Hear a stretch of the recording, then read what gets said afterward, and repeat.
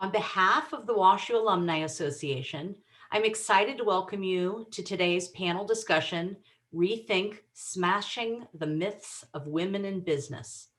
This topic is very relevant because March is Women's History Month, and next Monday, March 8th, is International Women's Day. International Women's Day is a global day which celebrates the social, economic, cultural, and political achievements of women. The day also marks a call to action for accelerating gender parity. Significant activity is witnessed worldwide as groups come together to celebrate women's achievements or rally for women's equality.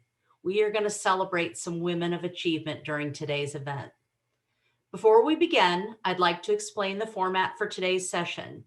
You will only hear and see me, our moderator, today's panelists, and the person that is doing the welcome. The webinar will last about 1 hour. Following the panel discussion, we will have time for questions. We encourage you to participate by asking questions at any time by typing in the Q&A box. And thank you to all of you who have already submitted questions via your registration. During the Q&A session, we will get to as many questions as we can. This event is being recorded and will be posted on the Alumni Association YouTube channel following the event. I would now like to turn it over to Andy Simon.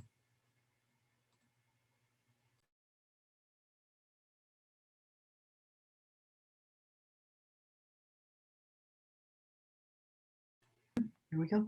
Good evening, everybody, and thank you, Suzanne. I'm Andy Simon, Arts and Sciences class of 1963, which most always makes me the oldest person in the room. This distinction allows me the opportunity to provide introductory remarks for this evening's event hosted by both the Washington University Alumni Association and the Scandalera Center. For me, attending Washington University was a life-altering event. Never on a plane before, I arrived in St. Louis as a 17-year-old with 2 suitcases under my arms. The university was always nurturing to me. When my wife and I decided to provide funding for a program to primarily support women entrepreneurs through the HER Summit at the Scandalera Center, it was an easy decision. I'm extremely proud to be a graduate of this institution and believe it's a noble cause to support. Let me talk about our initiative for a few moments. The Simon Initiative was launched in May 2018 to broaden the diversity of entrepreneurial activities to include more women and underrepresented populations across a broad spectrum of disciplinary sectors.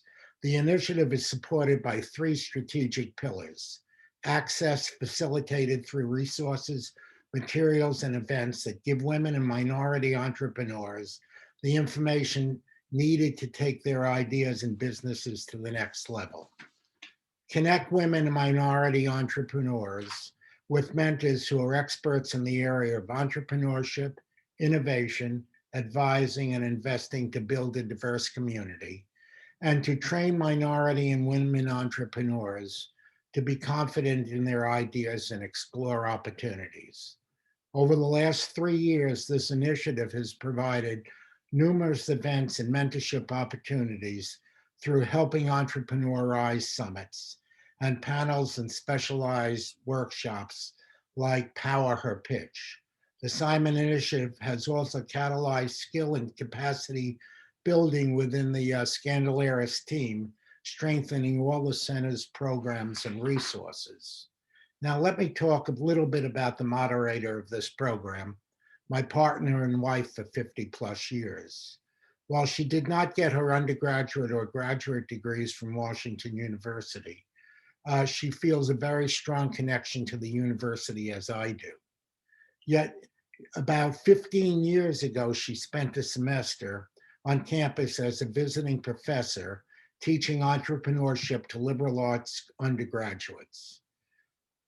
With that said, I'd like to introduce you to Andy Simon, the other Andy Simon, the Andy Simon with an I.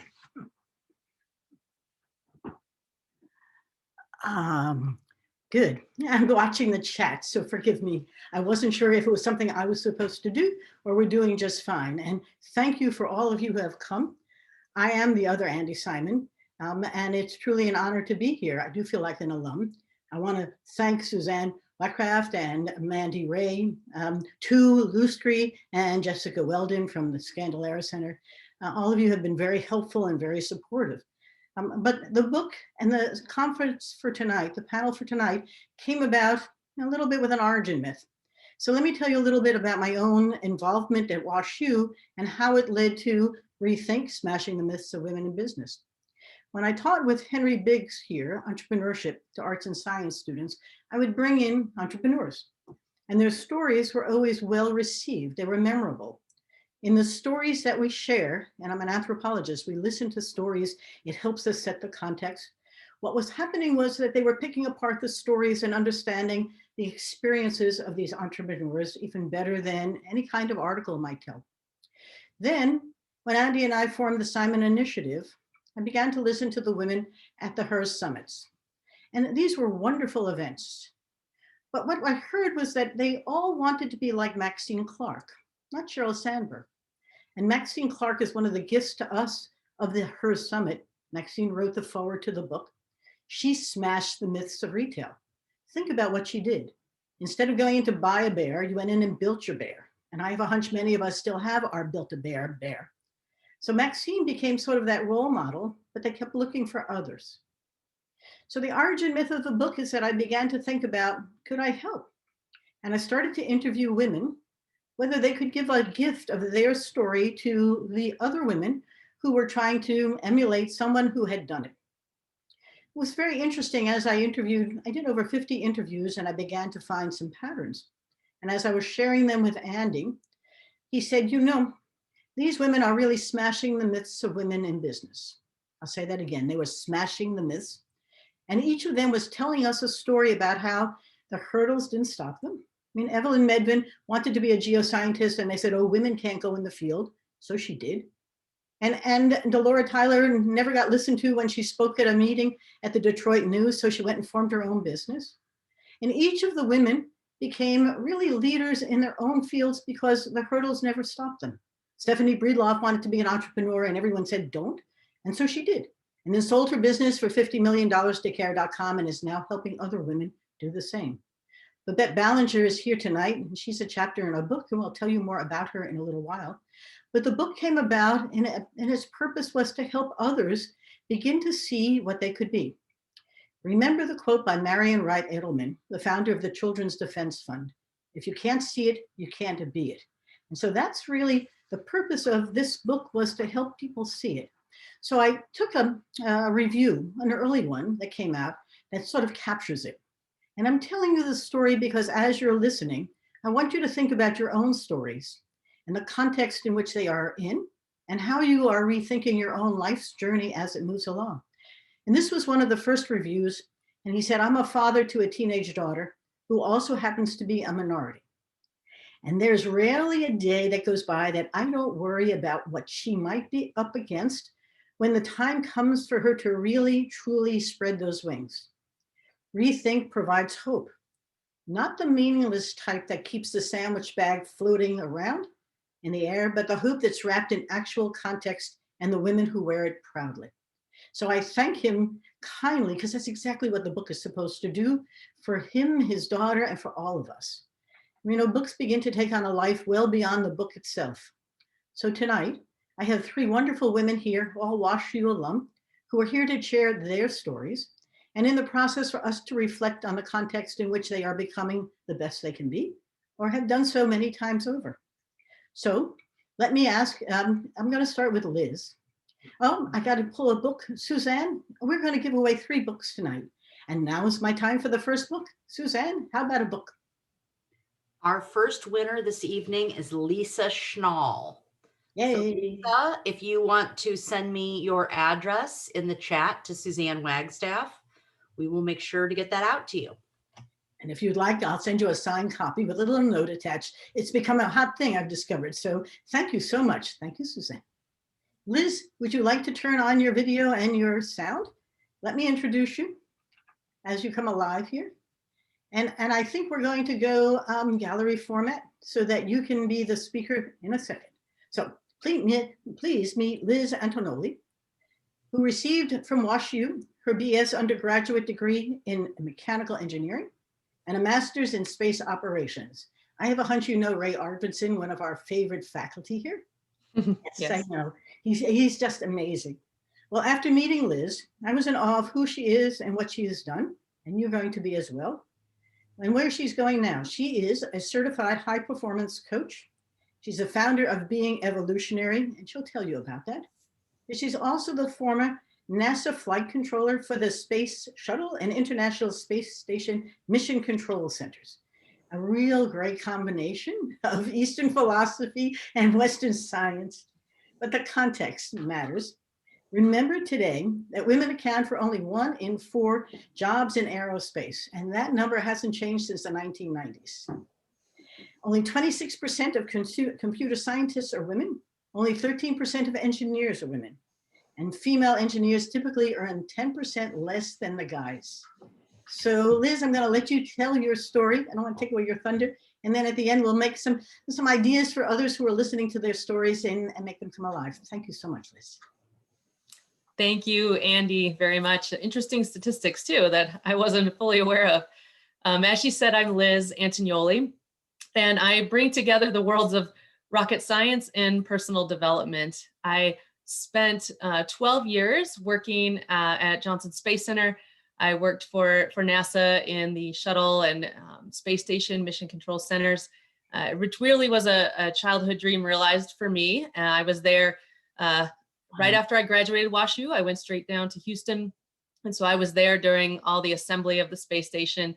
My childhood hero as I was growing up was Sally Ride, who I actually got to meet while I was working in Houston, which was amazing. And she was the first American in space when I was 8 years old, American woman in space when I was 8. And I remember thinking as an 8-year-old, part of me wanted to be the first.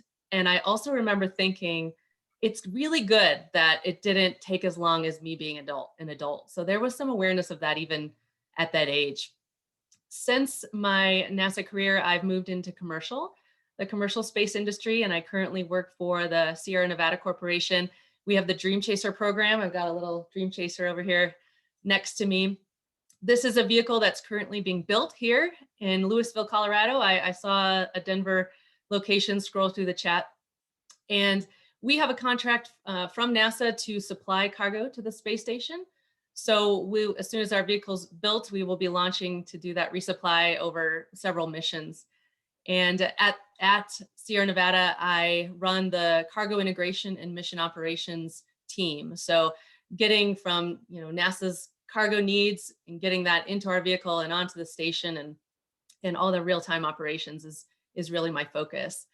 Over time, I developed the secondary focus, that Andy mentioned, and that is that interest in the Easterns area and personal development. And really that came because I found myself yelling at a door one afternoon. I had come home from work. I was in my mid-20s. I came in through my garage and the door behind me didn't close the way I wanted. I wish I could say that was the first time I sort of lost it to an inanimate object, but it wasn't, sadly. But at that moment, for some reason, I had a different insight. And that was that I could see that I was having an internal struggle. And what I realized, it set me down this path of really trying to discover really the root of that. And I realized that I was angry because I felt like I followed the formula, right? I'm good at following formulas. The formula for success that I had been taught as a kid. And I checked all the boxes. I had my dream job, but there was still this dissatisfaction, this judgment of myself and others. And so I really delved into that. And that's, been for, a couple decades now as well.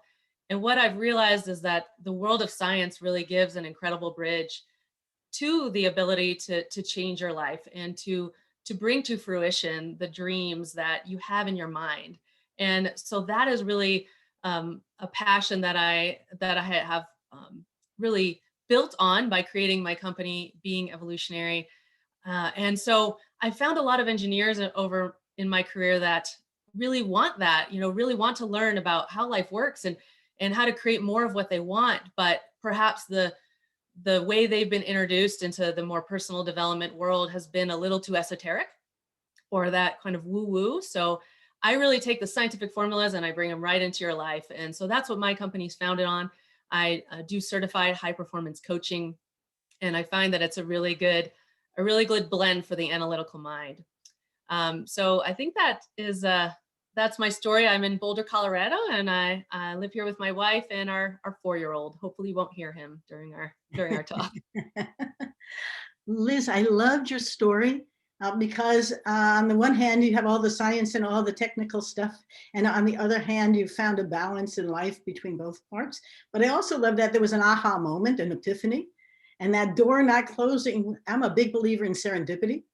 I wish it could all be logical, but sometimes it is, but it's not. And we have to begin to understand all the complexity of our brain.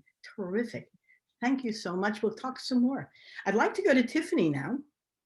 And Tiffany, if you could turn on your video.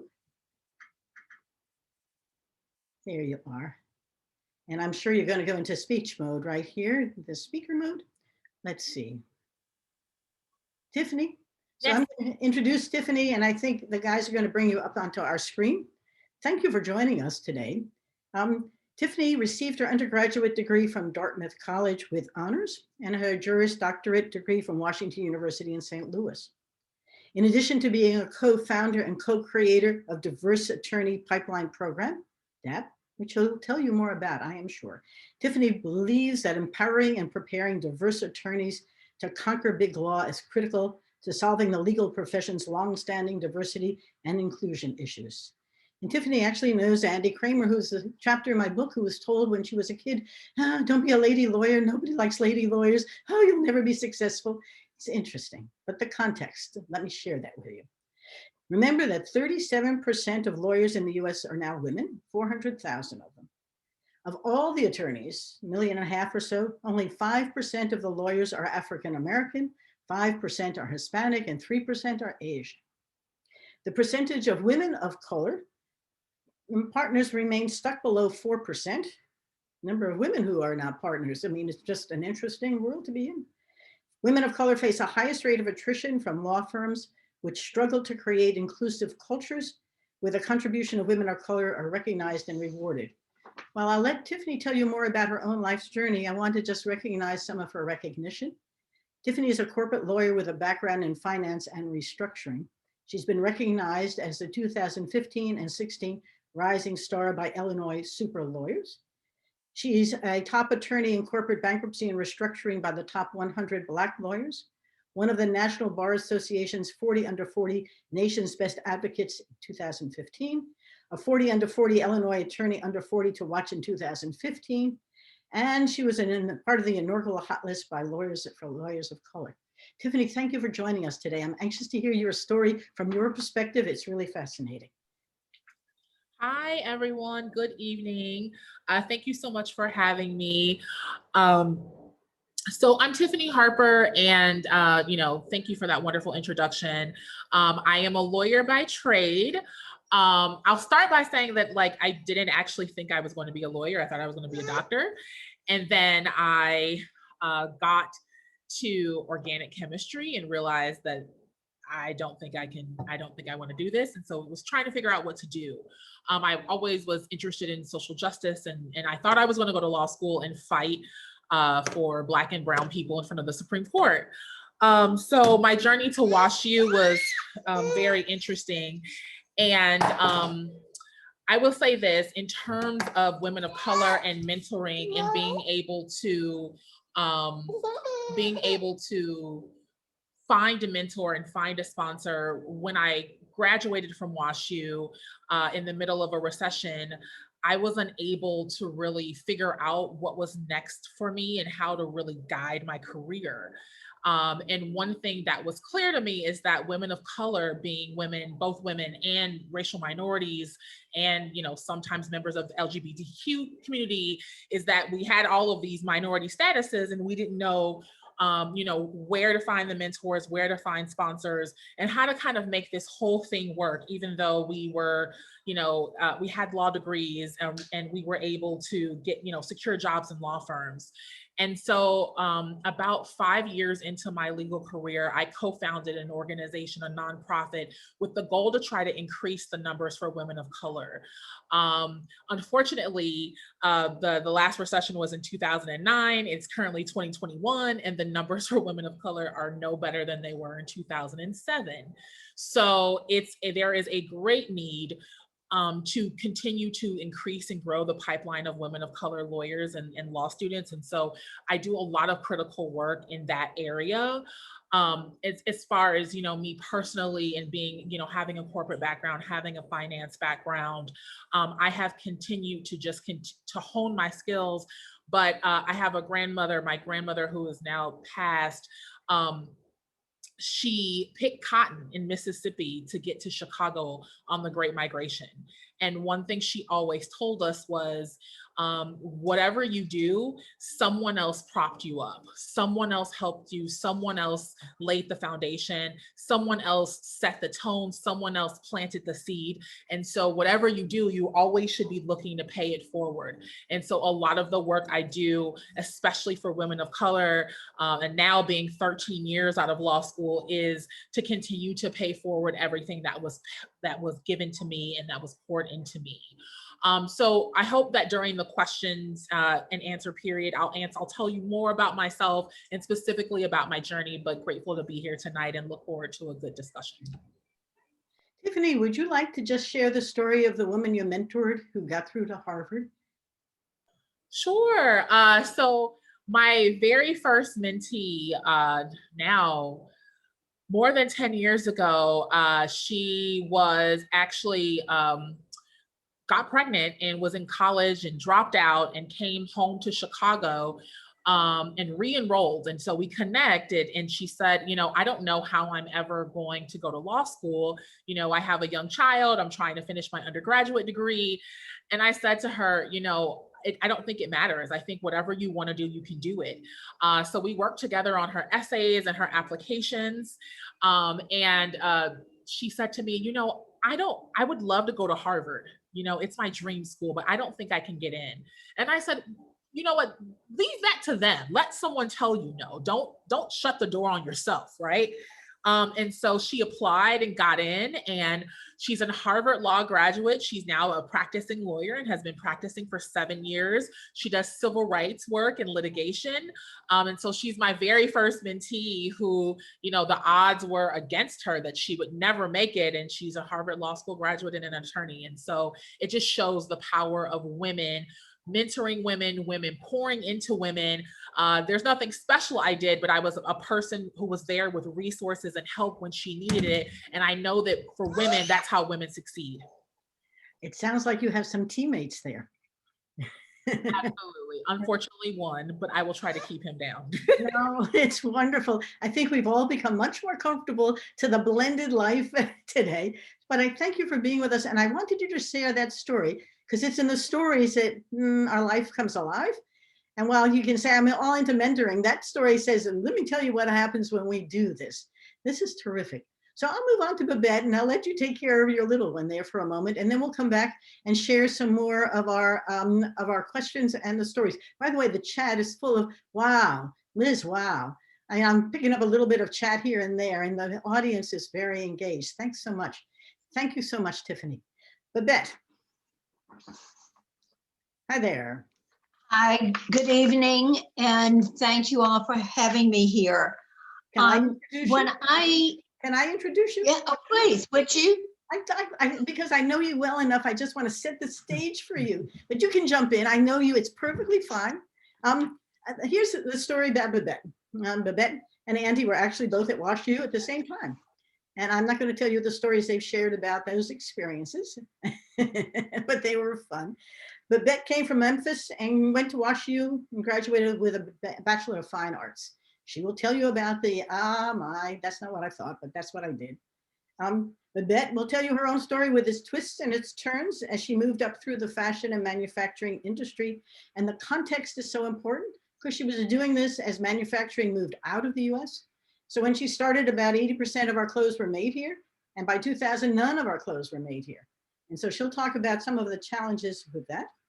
The gender challenge though, and this is why I want to set the stage here a little bit.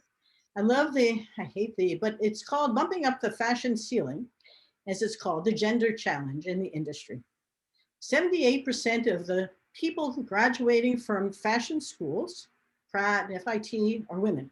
78%, but only 12% are CEOs, and only 26% of board members are women. Women are the majority when they come to working in lower level jobs, middle management, and studying fashion, but not in the C-suite. Now, while that's in this industry, I know someone in the staffing industry who said the same thing, someone in the education industry who said the same thing. They're all the teachers, but the superintendents are the guys. You know, all the recruiters are the women, all the managers of the offices are the guys. It's a theme here. What Babette was able to do, though, is to become a fashion designer and a merchandiser at the benefit of color-coordinated pantsuits and nylon-printed shirts. And she eventually owned her own garment manufacturing company for more than 25 years. And both Babette Ballinger and American Knitworks, you can actually get still online. But it was a wonderful time. We loved her husband, Raymond. I mean, they lived just down the road from us, which was wonderful. A couple of things that we're very proud of for Babette. She was an active founding member of Yorktown, New York's Green Yorktown, Yorktown Smart Growth, and the Northern Westchester Architectural Preservation Group. She moved to Bloomington, much to my chagrin, although I'm in her book club and I love every minute of it, so that she could have a sustainable life. And she's still participating in theater and art. She's a wonderful watercolorist, playing air person. I have some of her art, it's just great. She joined SCORE, she ran it.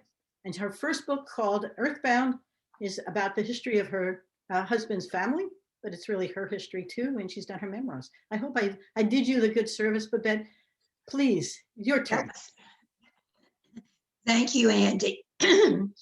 I just would like to say that when I first started out with Mr. Andy, had ever heard the word entrepreneurship, I didn't register with me, and I doubt very seriously I would have known what it meant. The idea of having a book, Rethink, where you have other people who their stories could mentor you, was really unheard of. So I think that my life is a significant reflection of the transformation of women in this country. And what I'd like to just impart with you to the point that Tiffany made, which is a little bit of the shoulders that you all stand on and how a wonderful, wonderful time it is for women today. When I first went to Washington U, there were only 4 dorms and women could only be teachers or nurses. There were very few secretaries. Most of the executive assistants were young men who were training for their bosses' jobs. I had no concept of a career. I just knew I didn't want to teach, and I knew I couldn't stand the sight of blood. I convinced my parents to let me go to St. Louis, a big venture, a northern school in a southern climate, and that was my first awakening. It was a southern school in a northern climate with all the problems of civil rights and the war in Vietnam, etc. I had checked the wrong box. I wanted to be a fashion illustrator, and I checked dress design. So subsequently, I spent 4 years sewing my way through the Harvard of the Midwest. It was very disappointing. When I went to the dean and I asked to be allowed to take courses in business, or maybe even French, I was told it would be another semester, and I couldn't afford that. I came to New York City with my other designer friends. I walked the streets. I knocked on doors. I got hired. I got fired. I got rehired. And each time I learned a little bit more about how to design. I finally lasted for 2 years doing my first love, which was designing children's wear, until I couldn't take the verbal abuse that was so consistent with the MO of the times. I moved to Europe for a year. I came back. I moved to Los Angeles, and I started a career in junior knitwear. Again, I was fired when I asked too many questions. I was one of the first people who went to Hong Kong to work, and I looked around and I wanted to know, well, where did the money go? What was the difference of what we paid, what we were selling it for? And subsequently, I was fired. Then I went to work for another firm. It was an $8 million firm. I took that firm after 5 years to 100 million. I made an absolute fortune for my bosses and was paid virtually nothing. But I didn't realize it. I was too stupid. I was a girl. I was a young woman. I didn't realize how abusive it was to me and other people like me. After other ventures, I was recruited by a large company to come back to New York and do a startup division for them. It was enormously successful until they then brought in an MBA from Harvard who had a girlfriend, and I was gone. I love all the Me Too today. I love hearing these stories. I get a real thrill with it, considering how much I and the other women of my generation and subsequent generations had to put up with. And I want you all to really appreciate everything that we have done. At that point, I married, and my husband said, "Why are you doing it and putting up with all this stuff? Go ahead, start your own business." So I did. What happened is I thought that I couldn't have my own business. I had to have all these partners. I had to have a partner who was going to take care of the accounting, because what did I know? You know, I never got that course in at Washington U. But I had an innate belief in myself. I don't know where that came from. But I thought that I could do anything. My husband and I had a small summer theater, and some accountants were recommended to us who actually ran the Met in New York. And they asked me, why in the world, you're smart, why would you want to hire us and pay us a fortune when in fact, you could do the accounting by yourself? And they gave me a little book to read called Museum Accounting. And that book changed my life. From that point on, I realized that all I needed to know was the language, that I could understand the concepts, I could understand the ideas, but the men were real careful to keep the language to themselves. And this book was the key. From that point on, I did all my own negotiating. I talked to the banks, I talked to the factors, and it became exciting for me. There were so few women who were allowed to be successful. Most of them started out in menial jobs, and some of them, or most of them, were just too good to be ignored. There were so few women who were running their own businesses. They were allowed to be the designers. And that time, people started to be recognized when the juniors came in for their creativity, but they were not allowed to be business people. My friend Liz Claiborne, her husband ran the business. Donna Karen, initially, her husband was the figurehead in the business. Department stores were all run by men. Today, there are some CEOs who are women, and it's starting to be a growing list. And again, I envy all of you the options and the wonderful time you're in, that with just belief in yourself and being able to see what other women are accomplishing and let it be a beacon for you.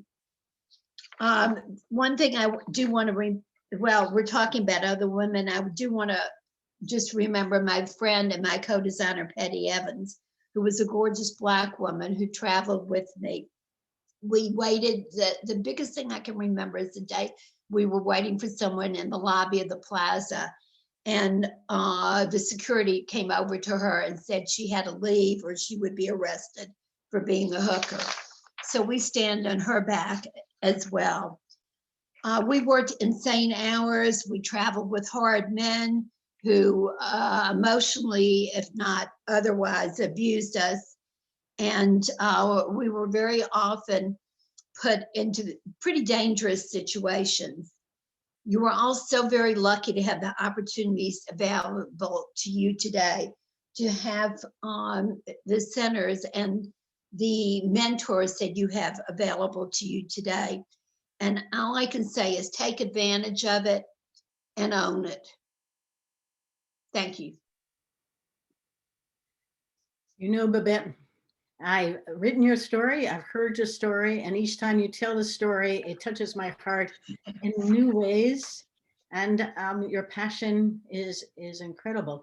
I think we have Liz, Tiffany, if you can come back on as well. So we're going to draw a book now, and then we're going to go to the questions. Suzanne, would you like to do that? So our next book recipient is Hilly Kravitz. Hilly Yay, Kravitz. Hilly. The challenge with these webinars is that you're in the audience, we're all applauding and I can't see anybody, but I know you're out there. Hey, thank you for coming tonight. Suzanne, you and I are going to alternate the questions. Do you want me to start or would you like to start? I will let you start. And I'm going to ask each of the women to talk about advice you might have for other women about perseverance. You've had 3 different lives. And what are 1 or 2 things that are really important for them as they're thinking about the challenges that they're in now in their life's journey? And it is a journey. And if you don't mind, I'll start with Liz. I'll go through the same sequence and you can, unmute and share and give the women in the audience, because I've been watching the notes, the chats coming through, some insights about how you might advise them to help persevere. And is it getting a mentor or being self-reliant? I mean, thoughts. Liz? Thanks, Andy. I think for me, perseverance has always been about my own passion for an outcome. Many people have opinions about my life, but I'm the one who needs to live my life. So I think helping each other be confident is one way we can also help each other. For some reason, I felt that confidence in what I wanted, and I was willing to keep moving even in the face of adversity. And I think the second thing is to seek out communities, because there are people who will believe in you and will support you. And especially nowadays and in the last year, how online communities really are all out there. Whatever you want is probably out there. So seek it out, look up and not down. I think this word community, I can't tell you, I was in a podcast the other day and he said, tell me about your community. And I had to pause for a second because it's grown geometrically, not arithmetically, and it's been a fascinating time. Hey, thank you so much. Tiffany, how about yourself? Some words on perseverance. Absolutely. So I think one thing that's been critical for me in terms of perseverance is figuring out really quickly what I don't know. And, as a Black woman lawyer from Chicago and the first lawyer in my family, there's a lot I didn't know. And I think in terms of perseverance, the way that you get through it and you persevere and you continue to move forward is to figure out quickly what you don't know and figure out who can get you what you need to know, right? Because a lot of this is about knowing what you don't know, getting information, getting access that you might not ordinarily have. And so I think that it's just critical that in any space, whichever field you're in, whatever career you're in, that you recognize your gaps really early on. Acknowledge them as gaps. Some of them are things you can't control, right? Like I can't control, I was born in a family that had no lawyers, right? So there's nobody who was going to be able to call to get me a job or call to get me into law school or call to, all of the recommendations and underlying referrals that happen. I was completely boxed out of that, but that was okay because I knew I was. And so I had to seek alternatives so that I could be in the same position that I wanted to be. And so I think it's critical to find your gaps, acknowledge where you have to fill those gaps and fill them as soon as you can with what you have. Thank you so much. And I often think that we're gap fillers, but I do think that that's really the difference between getting stuck and stalled or finding a way out. And there's a real maze way that we're going through. Terrific. Babette, how about your thoughts?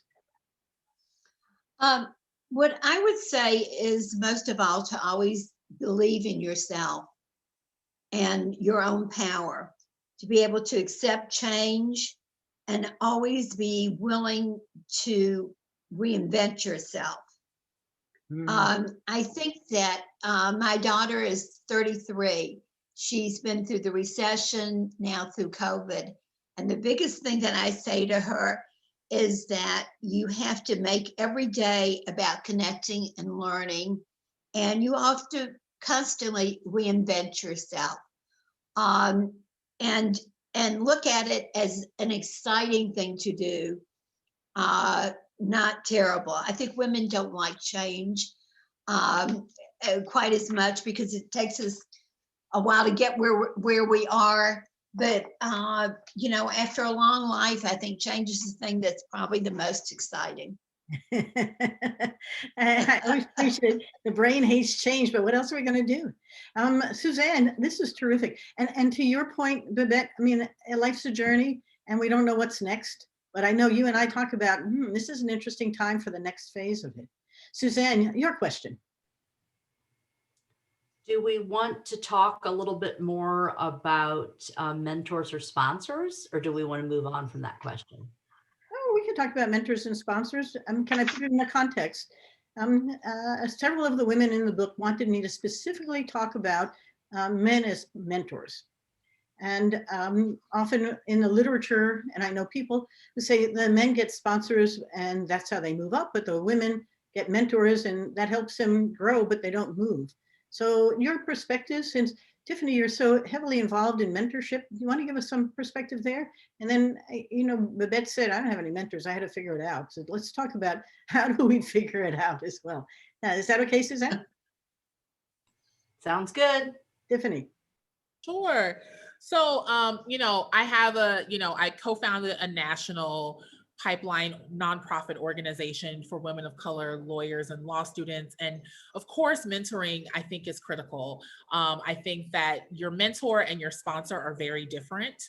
I will say is having someone who we have a national job fair, we have a national scholars program. So we're really trying to do impact work that the population that I serve, which are, you know, women of color, they have people to talk to, right? They have mentors of sorts, right? But what they really need is opportunity. What they really need is a chance, a job, you know, an opportunity to get a clerkship, an opportunity to get into a prestigious law firm. And you know, those opportunities don't come very often for women of color because we're not as connected in the same way sometimes. I'll give you an example of this. So I was working at a large law firm several years ago, and we were hiring for our practice group. And so I was sitting in the room around the table with everybody in the room, and I was the only woman in Chicago in the practice group at that time, and I was the only person of color. So I'm sitting there and we're talking about candidates, and everybody around the table is saying, all the men around the table are saying, oh, well, what about this person? Or I grew up with this person's son, or I grew up with this person's daughter. And I'm thinking, I'm a little Black girl from the South Side of Chicago. You didn't grow up with me, right? You don't know me. You wouldn't have met me in order to be in a hiring committee and to have a discussion about hiring me. And so I think it's important that we provide access. I'm sorry, give me 1 second. Yes. Liz, you want to pick up? I'm sure Tiffany will come back. Yeah, for me, there hasn't ever been formal programs, and I have found most of my mentors by finding people who had responsibilities I wanted or were being like the kind of leader I wanted to be, and I would ask. I think asking has been key for me throughout the process. I met somebody who said that when she went looking for mentors, nobody would take her on. So she used them as mentors without telling them they were mentors. And the illusion was enough for her to get what she needed and how she could use it without having them feel they didn't have the time. And usually they were men. You know, part of the problem is to get a woman who has the expertise but hasn't moved into that position is a little challenging. But it's all kinds of interesting. Tiffany, you want to finish your thought? I didn't want to stop you. Yes, sorry about that. So I say all that to say that sometimes you're far away from an opportunity. You're not in the room. You're not able at all to like connect to those people who are making the decisions. So the importance of sponsorship is to somehow be in that room, to somehow connect to someone who's in that room, someone who is making the decision, someone who is able to carry the water on your behalf. Yes. And I think that's what the importance of sponsorship is, because if you don't know anyone around the table, if you didn't grow up with their son, if you didn't know their daughter, and I was thinking, I said this at the table, I said, well, that's not really a fair way to think of candidates, because then you'd never know me, because I didn't grow up in the same suburb. I grew up here in the city, and you didn't grow up by me, I didn't grow up by you. So how would we ever recruit if we only recruited people we know, right? Or people that live next door to us. And so I think sponsorship is critical, because many of those men that were sitting in that room and making those decisions were sponsors of mine and champions of mine in my career, and were able to carry the water for me and to advocate for me in meetings like that where I would not have otherwise had a voice. And so I think sponsorship is especially critical. Good. I have my next question for you in a second, Tiffany. Babette, your perspective, because you were not, there was no sponsor or mentor. You had to do it yourself. Well, what I would speak more to is that in the past, I don't know, 8 to 10 years, with SCORE, which is a senior core organization of retired business executives, and we mentor everyone. It doesn't matter anybody who walks in. It can be a PhD, or it can be someone who barely has a high school education. And I worked with a lot of people who were, I was one of the few women, which kind of surprised me, actually. And the important thing is that people asked. That was it. That they recognized that they needed help, and they listened, and then they did their homework. And that was on any level. It didn't matter what it was. And we made connections for people. We had a woman who basically barely knew how to use the internet. She had a cleaning service, and she wanted to grow. And we had other people who came in who, one woman in particular had a doctorate, was working at IU, and didn't like the way the program was changed. She spent all of her session telling us how unhappy she was. So she learned nothing. So I would just say, be open, go to where you need to, and listen. And most of all, if you're in the position of being able to mentor, do it. I'm going to go to our next question, but that one of the Q&A came up about the name of the book that you mentioned. Somebody could use that. So if you could type that into the chat to everybody, then I'll come back here and ask our next question, which is, how do you balance work and family? How do you get, and particularly in today's remote work, a blended life? And you all have families. And Tiffany, I won't start with you. I'll start with Liz. But the question comes up all the time, as if there's a way of having a blend. And what does that actually, I'm watching the chats come up, how do we create a life that's, to your Eastern philosophy, that's meaningful on one side, and on the other hand, also allows you to get the jobs done and have purpose with there as well? Your turn, ma'am. Yeah, thanks, Andy. That's a great question. That's probably my biggest area of struggle, honestly. And when I was younger and single and had no children, I thought balance was, I defined balance as I spent time on the things that were my highest priorities and that I was interested in. And I have way too many priorities now that I'm interested in than I have time for. So it has become, honestly, a constant evolution for me. I have now really been working on redefining that and just making sure that I never use that to make me feel like I'm falling short, because I am working hard and I'm doing great in a lot of ways, and not to focus on the negative. But now it's more about, am I using my moments to shape myself toward how I want to be and where I want to be? And if I fully immerse myself in the moment I'm in, whether I'm taking care of my son or I'm in a meeting with the NASA program managers, that I'm showing up as the person I want to continue to grow into. It has never been challenge easy. I went back to work. My daughters were 3 weeks old. They didn't have any maternity leave then. Oh, it was very interesting to figure out breastfeeding and returning to work at the same time. And we figured it all out. It was great difficulty. Tiffany, you're shaking your head. How about you? No, I'm agreeing with you. I exclusively breastfed for 14 months. So I was pumping all over the place and I did it.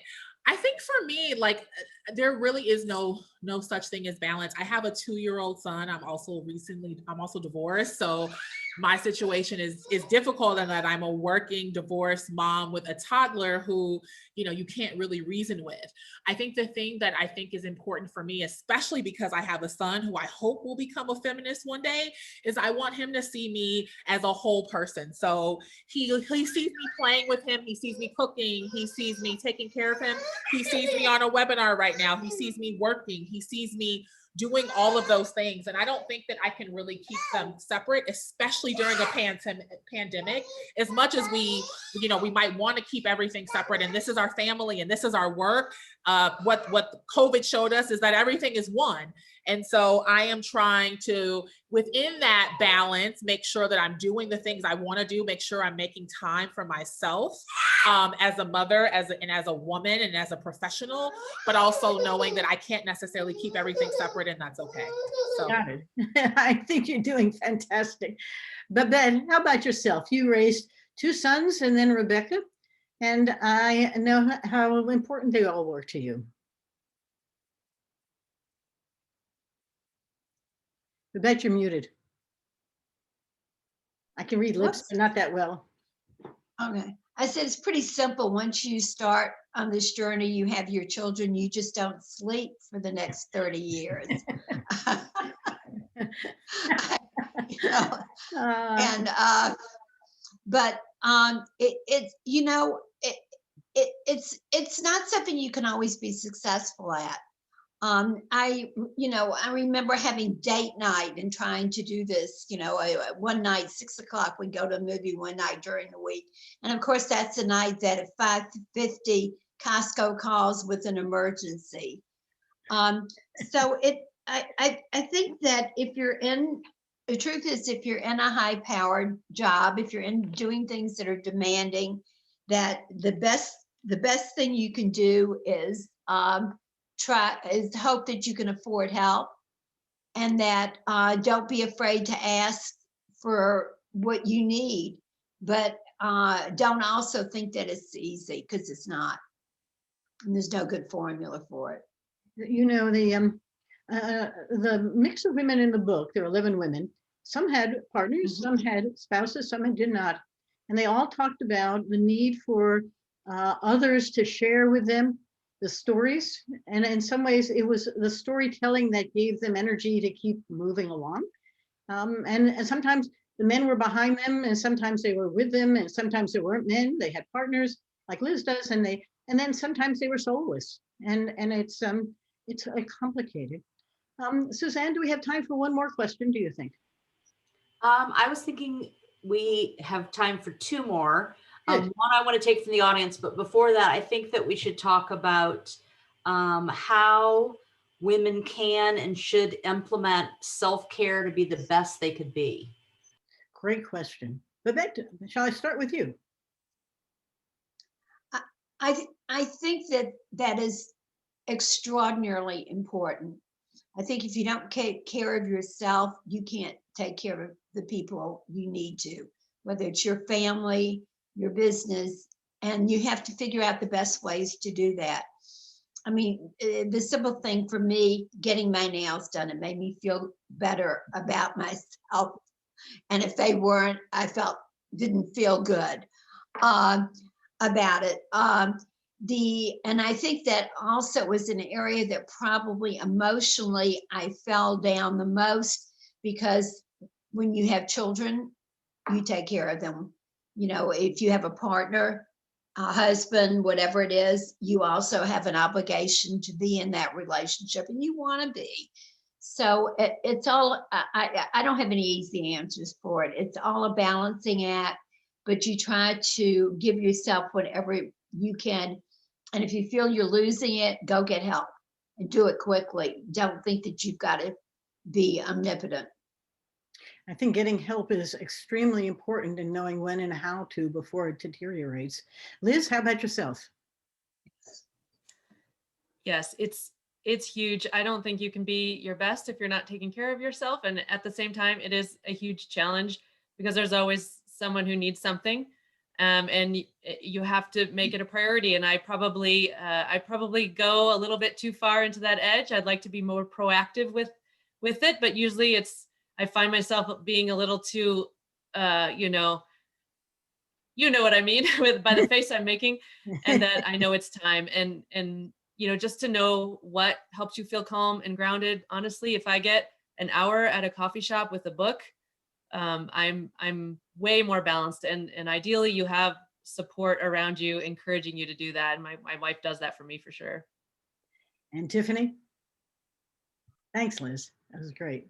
I will say I am probably the worst at self-care. I have a full-time job, I have a 2-year-old, and I also run a national nonprofit. So I will say though that the things that have helped me, especially are when I'm trying to make things like work obligations into some sort of self-care. So, before the pandemic, if I was going to a conference, I might extend a day or two on the back and front end. So I had time for myself because I was already doing that anyway, right?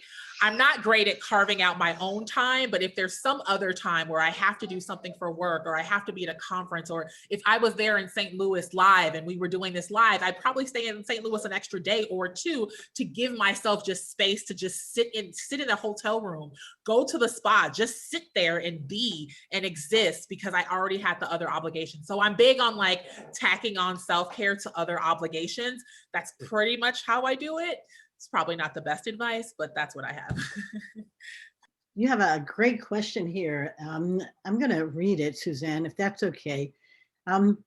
It's can we discuss how to be authentic and speak our truths in male-dominated organizations and in front of male managers?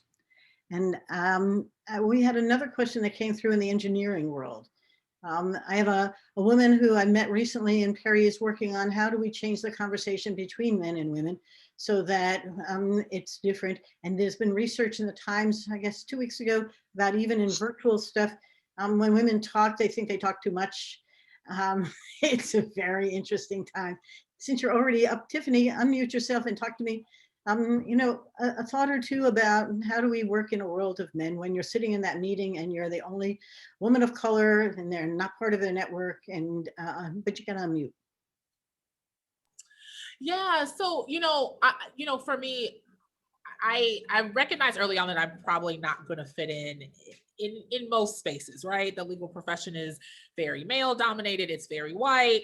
I'm neither one of those things. And so I didn't fight that though, right? I didn't think, oh, I need to become someone else or become something else. Because there's something I can do to get to change that, right?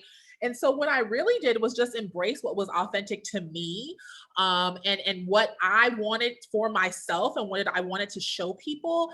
And people came along with it. So, when I was a junior lawyer, I was heavily involved in the Black Women Lawyers Association. I rose to be the president. I was just doing me. And people within the firm saw me doing me. And even though they were like, who is this woman who works at our firm who's running a bar? Yes, I hear you.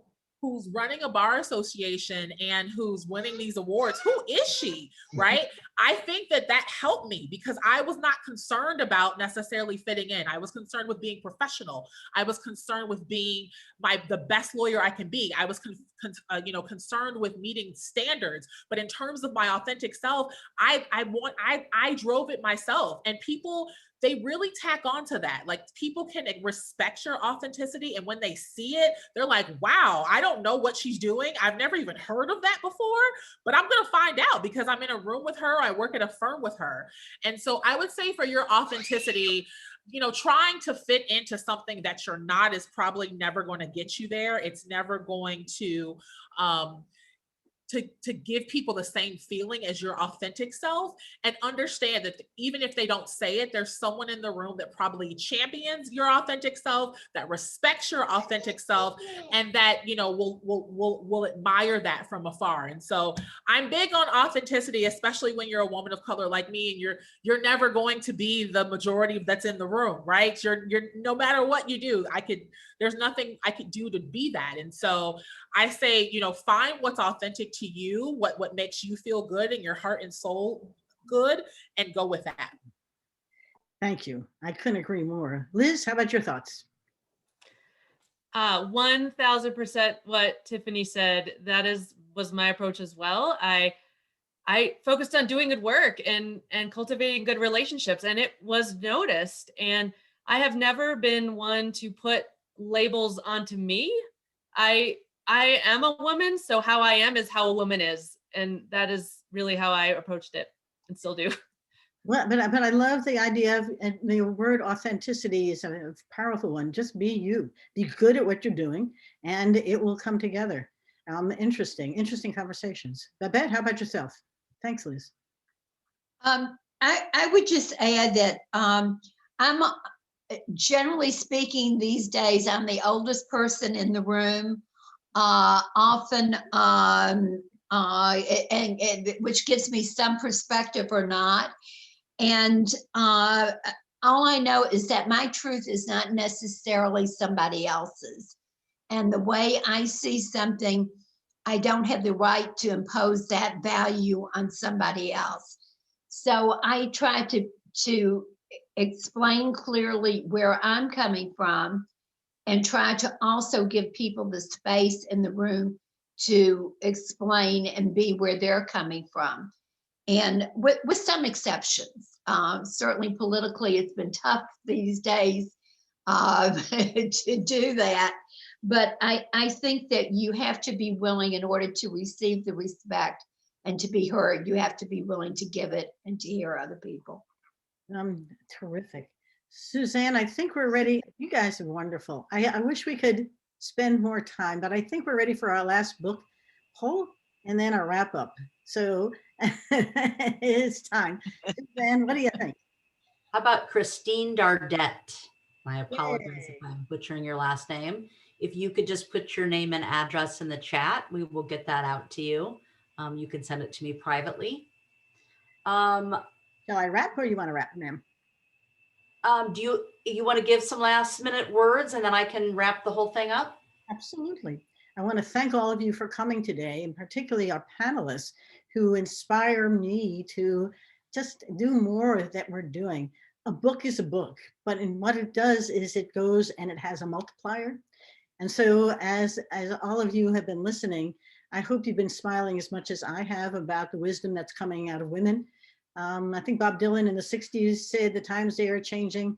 Well, I must tell you that the times better change now, because a lot of things have to change coming forward. I don't think we're going back. And I do think the multiplier is now, and I do think you should seize the moment and enjoy the journey. Suzanne, your turn. Well, I hope that today's panel has inspired and enlightened all of you. I know it has me. I feel very underaccomplished. I want to thank Andy and Andy Simon for working with me to make sure that this event happened, and all that you all do for the university. I want to thank Liz, Babette, and Tiffany. We really appreciate your participation and your insight. It was fascinating, and you all are wonderful. For more information on Rethink, Smashing the Myths of Women in Business, and where to purchase the book, please visit the link that's in the chat. And we look forward to seeing all of you again for future programs. Stay tuned for upcoming events sponsored by the WashU Alumni Association. We encourage you to visit the digital resources and virtual connections page on our website and learn about other ways to connect with WashU alumni, students, and faculty. We will post that link in the chat box. And as a reminder, we will be posting today's recording on the Washington University Alumni Association YouTube page. If you haven't been there, there's a bunch of really great recorded events. So I want to thank everyone. Thanks to our attendees and thanks to our panelists and thanks to Andy and Andy. And I hope you all have a great evening. Thanks so much. Good Good night, night. everybody.